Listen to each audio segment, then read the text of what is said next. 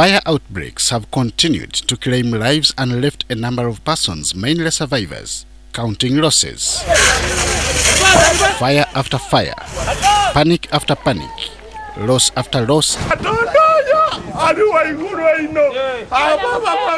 and tears after tears has been an endless media story.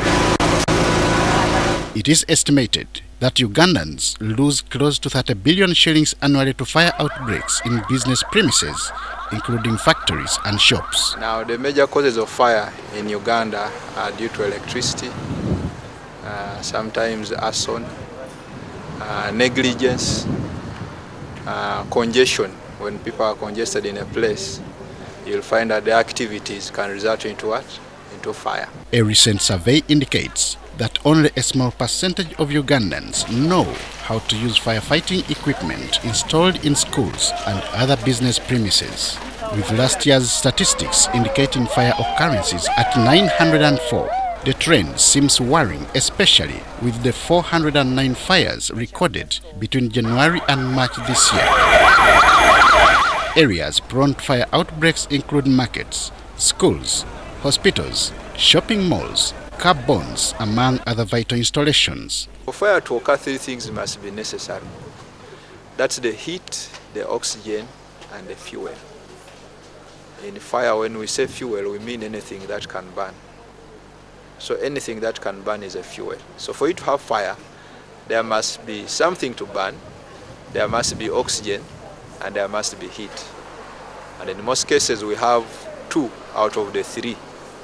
That's the fuel and the oxygen. Now, how does fire come in? Fire comes in when you introduce the third element, which is the heat. Although the Fire Act of 2002 encourages persons to apply the principles of fire safety, David Wahaneho of Fire Masters calls for enactment of a clear law to enforce this. We are reactive rather than proactive. We only react when fire is broken out. But there's nothing we can do. There's nothing we are doing to prevent fire. The other issue is there's no law, clear law, that the police can enforce. Last month, Naguru Police Barracks suffered a fire outbreak nearly a year after a similar building was gutted down. It would take barely weeks for another building of a similar nature to catch fire in Nsambya Police Barracks. But we are getting some good clues to lead us to the cause. David Wahaneho calls for installation of detection mechanisms and fire alarm systems to ensure the effectiveness of firefighting. In some countries, for a building to go up, the fire chief must have signed on the plan.